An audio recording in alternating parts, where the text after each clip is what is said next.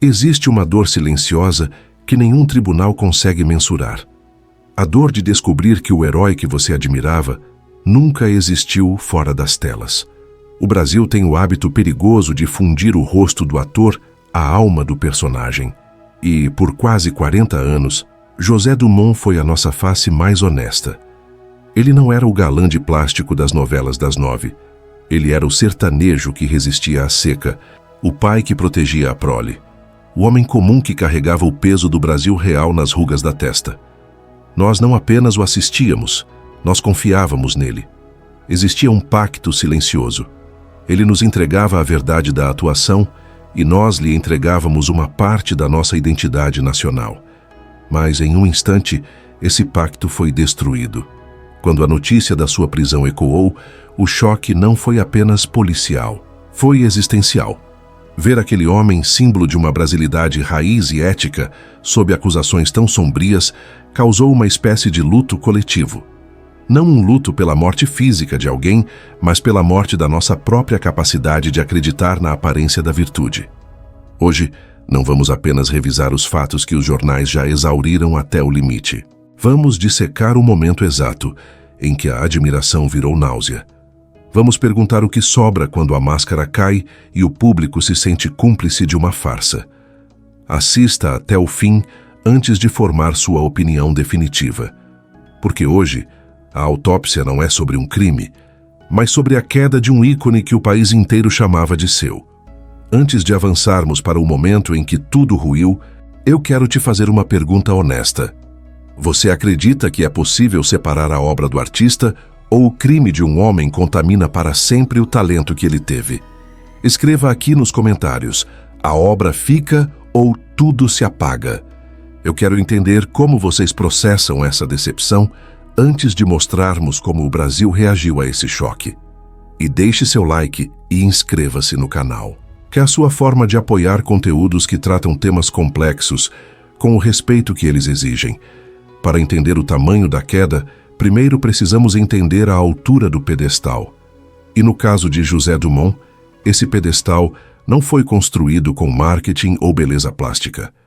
Foi esculpido com barro, suor e uma verdade que parecia inquestionável. José Dumont não era apenas um ator de currículo extenso, ele era o que chamamos na dramaturgia de ator necessário. Sabe aquele rosto que, quando aparece na tela, você não vê ensaio, não vê maquiagem, não vê técnica, você vê a vida como ela é. Nascido em Bananeiras, na Paraíba, ele trouxe para o Sudeste o Brasil, que o Brasil fingia não ver. Ele deu voz ao retirante, ao místico, ao pai de família que enfrenta a fome com uma dignidade que beirava o sagrado. Imagine o cenário, o Brasil das décadas de 80 e 90. De um lado, tínhamos os galãs impecáveis de terno e gravata. Do outro, tínhamos Dumont. Ele era a antítese do artificial.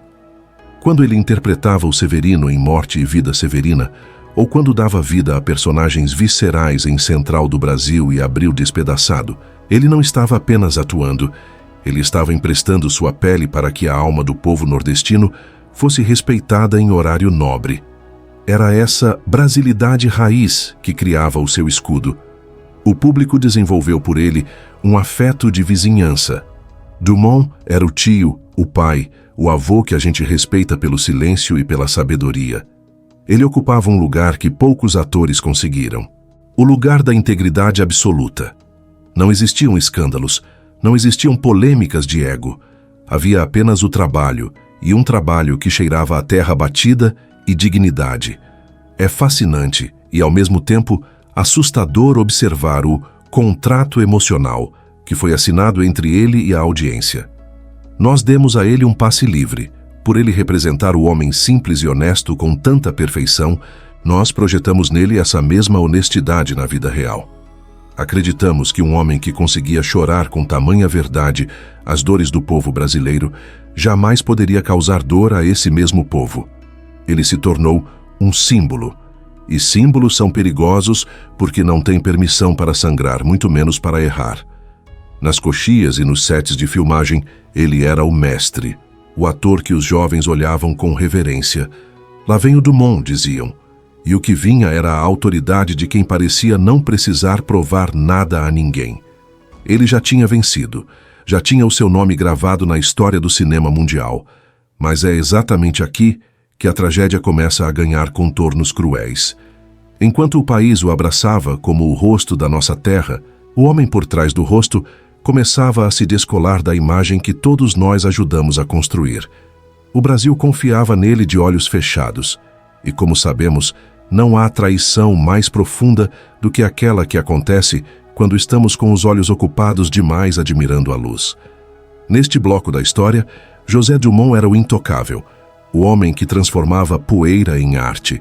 E foi essa mesma arte, tão pura e tão visceral, que serviu de cortina de fumaça para o que estava por vir.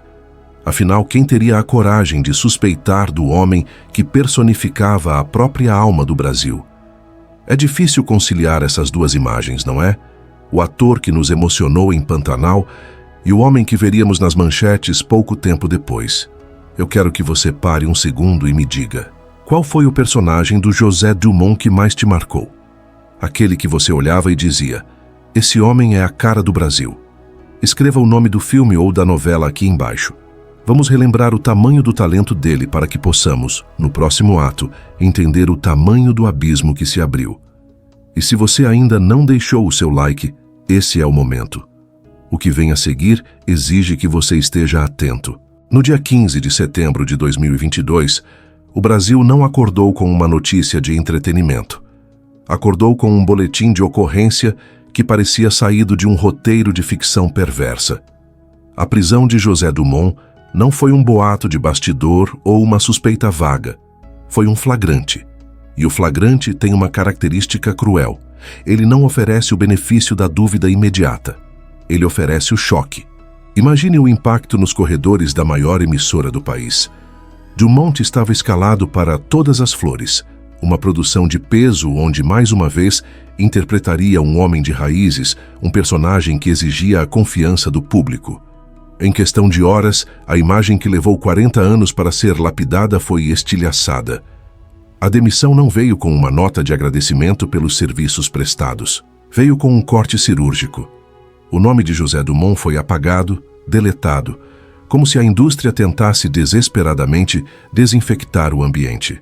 O que chocou o país não foi apenas o crime em si, que por natureza já é devastador, mas a distância abismal entre o homem que víamos e o homem que foi revelado. Ali, naquela delegacia, não estava o místico de Pantanal ou o pai sofrido de Abril Despedaçado. Estava um homem comum, confrontado com evidências que a opinião pública considerou imperdoáveis. O contraste era insuportável. De um lado, a carreira laureada com prêmios em Berlim e Havana. Do outro, uma investigação sobre armazenamento de material de exploração sexual infantil. Foi nesse momento que o Brasil viveu uma espécie de curto-circuito. Houve um silêncio ensurdecedor vindo de seus colegas. Aqueles que antes o chamavam de mestre, de mola mestra da nossa arte, viram-se obrigados a recuar. Não era apenas medo do cancelamento. Era o trauma de perceber que a intimidade que julgávamos ter com o ídolo era uma ilusão completa. A ruptura aqui é estética e moral. Quando vemos as imagens dele sendo conduzido pela polícia, algo em nossa memória afetiva quebra. É o ruído do vidro. Você olha para as mãos que tantas vezes seguraram o roteiro da nossa história e as vê agora sob o peso da lei. A partir dali, cada cena antiga de Dumont, cada olhar profundo que ele deu para a câmera nos últimos 40 anos, passou a ser reanalisado sob uma lente de desconfiança. O público sentiu-se traído como se a traição fosse pessoal. E é aqui que a narrativa premium se diferencia. Nós não estamos julgando apenas o ato jurídico, estamos observando a morte simbólica de um dos pilares da nossa cultura. A queda de Dumont provou que o talento, por mais grandioso que seja, não serve como salvo-conduto moral. O vidro quebrou e no chão sobraram apenas os estilhaços de uma carreira que até ontem era o orgulho de uma nação. Não houve espaço para defesa emocional. O impacto foi seco, frio e definitivo.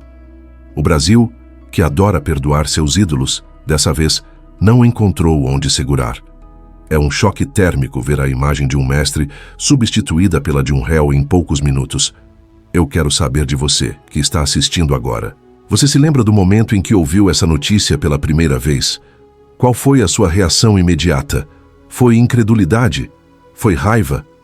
Ou você sentiu que, no fundo, a gente nunca conhece de verdade quem está do outro lado da tela? O Brasil é um país conhecido por sua memória curta e seu coração hospitaleiro para ídolos em queda. Mas o caso de José Dumont revelou uma face diferente da nossa alma coletiva, a face do expurgo. Assim que o ruído do vidro quebrando cessou, o que vimos não foi um debate, foi um apagamento. Em questão de dias, um dos maiores atores da história do nosso cinema deixou de ser uma presença constante para se tornar um incômodo que precisava ser removido da vista. A decepção nacional não se manifestou através de protestos barulhentos, mas através de um silêncio gélido e de um desvio de olhar sistemático. Foi o que podemos chamar de exílio da memória. O público, que por décadas se orgulhou de citar as falas de seus personagens, passou a sentir um desconforto quase físico ao ver seu rosto em reprises ou catálogos de streaming. O rosto que antes evocava a pureza do sertão e a força do povo brasileiro, agora evocava apenas a imagem do flagrante. Este fenômeno é fascinante e, ao mesmo tempo, aterrador. O Brasil odeia se sentir enganado. Ao perceber que o homem que personificava a virtude nacional estava no centro de um escândalo de tamanha gravidade, a sociedade reagiu com um abandono imediato. Não houve movimentos de apoio, não houve hashtags pedindo o benefício da dúvida, nem mesmo por parte de seus pares mais fervorosos. O que houve foi um vácuo, um cancelamento que, neste caso, foi muito além das redes sociais. Foi um divórcio emocional com a própria cultura do país. As instituições que o cercavam agiram com a rapidez de quem tenta conter uma contaminação biológica.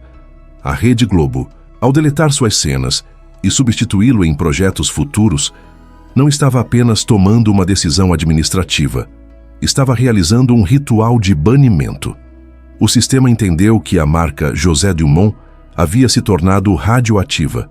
De repente, a trajetória premiada em Berlim, Havana e Gramado não servia mais como escudo. Pelo contrário, quanto maior era a sua genialidade, maior parecia ser a ofensa da sua queda.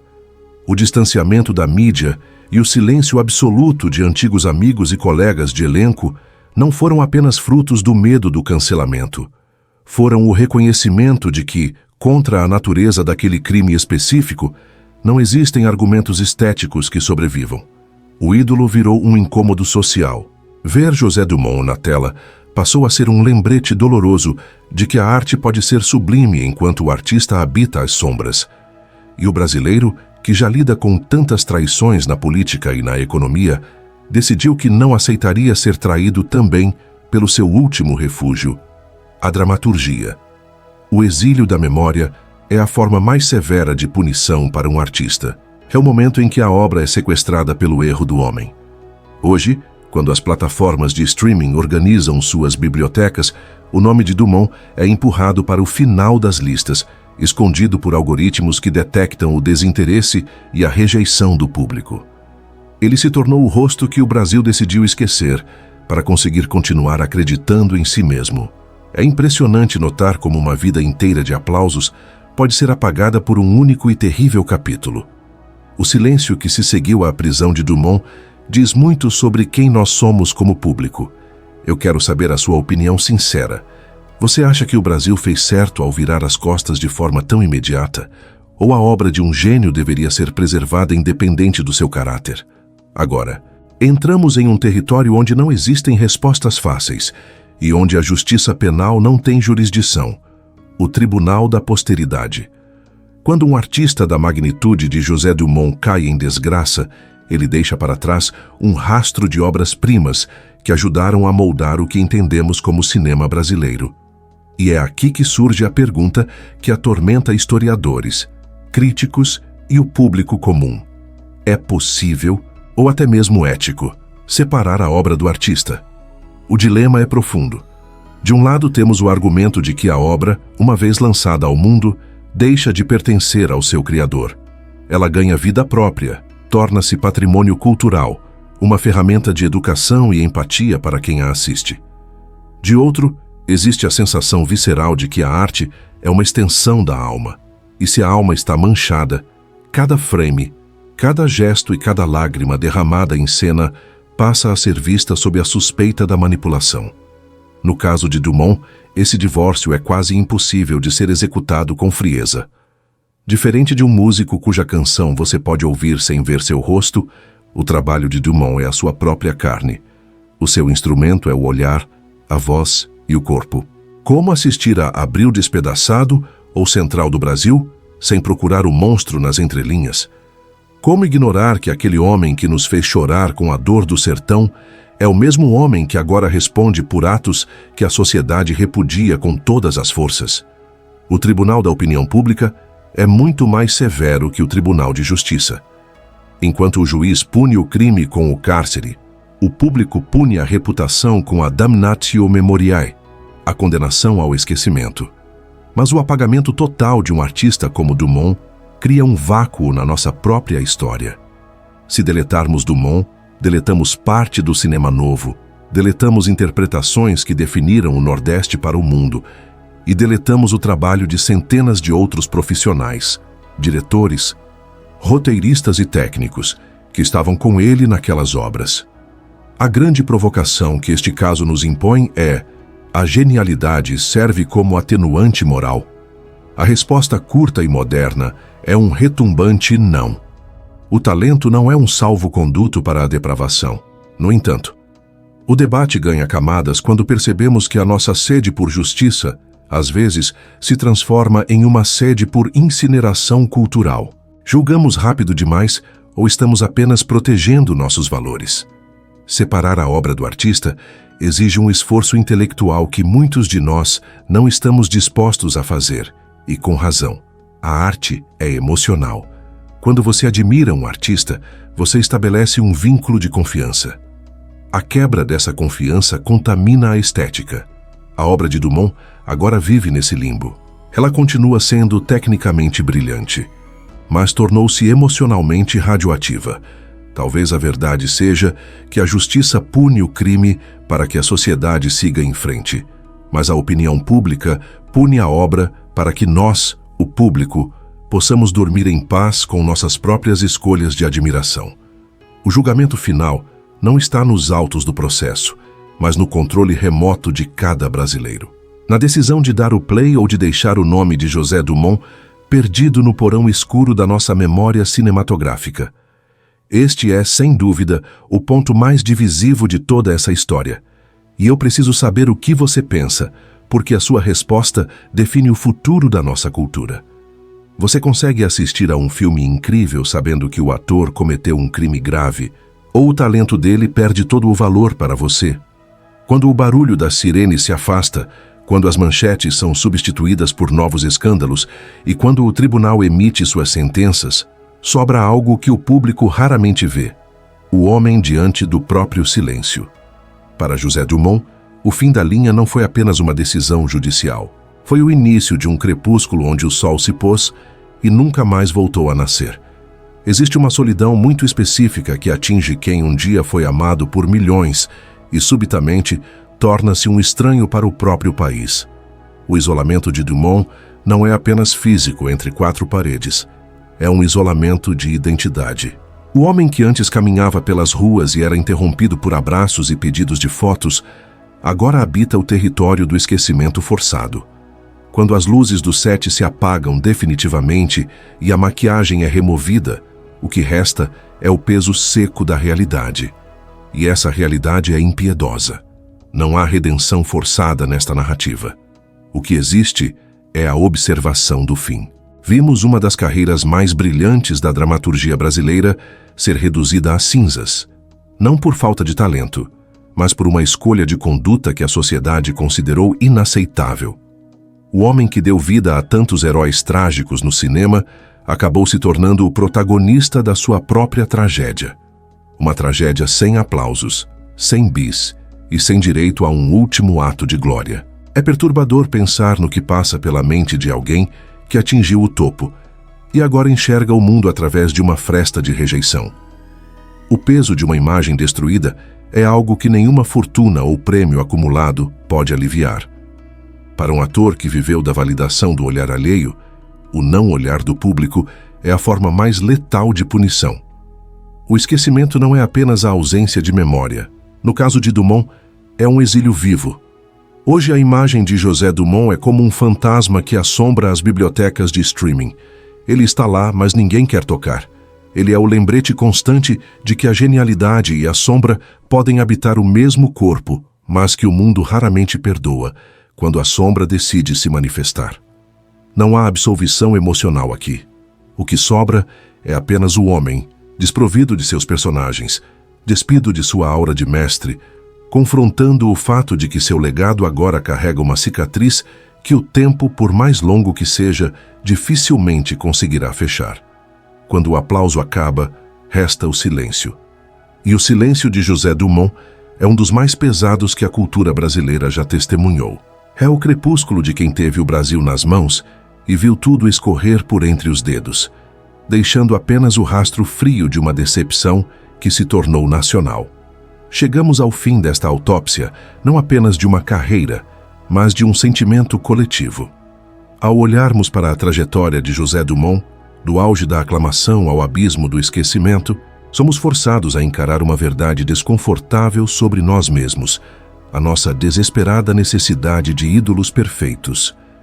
Talvez a maior decepção nacional não seja apenas quem José Dumont se tornou ou o que ele fez. Talvez a dor venha do fato de que depositamos nele a carga de representar a nossa própria pureza. Queríamos que ele fosse a prova de que o homem simples é, por natureza, incorruptível. Quando ele falhou, ele não quebrou apenas a própria vida. Ele quebrou um espelho onde o Brasil gostava de se ver com orgulho. A queda de um ícone dessa magnitude nos deixa uma lição amarga sobre a condição humana. Ela nos ensina que o talento extraordinário pode coexistir com a sombra mais densa e que a arte, por mais sublime que seja, não tem o poder de lavar o caráter de quem a produz. O legado de Dumont agora não é mais composto apenas por filmes premiados, mas por uma cicatriz na cultura brasileira, uma lembrança permanente de que a vigilância deve ser constante e que a admiração nunca deve ser cega. No fim das contas, José Dumont foi o arquiteto da sua própria queda, mas nós fomos os inquilinos de uma ilusão que ele ajudou a construir. O palco agora está vazio, as luzes se apagaram e o que resta não é o brilho do mestre, mas o peso do silêncio de um país que aprendeu, da forma mais dura, que heróis de carne e osso são, antes de tudo feitos de carne, osso e falhas, que nem o maior talento do mundo pode apagar. Esta história termina aqui. Mas o debate sobre como lidamos com nossos ídolos está apenas começando. Eu quero fechar este vídeo com a pergunta definitiva para você que nos acompanhou até este minuto final. José Dumont foi uma decepção individual? Ou o Brasil é que não sabe lidar com a queda de um ícone que ele mesmo colocou no altar? Sua opinião é o que dá sentido a este canal. Escreva nos comentários o que você sente ao ver o fim dessa história. Se este conteúdo trouxe uma perspectiva que você não tinha encontrado antes, não saia sem deixar o seu like e inscrever-se. Ative as notificações para não perder nossas próximas análises profundas sobre os grandes dilemas da nossa cultura. Obrigado por assistir e até o próximo vídeo.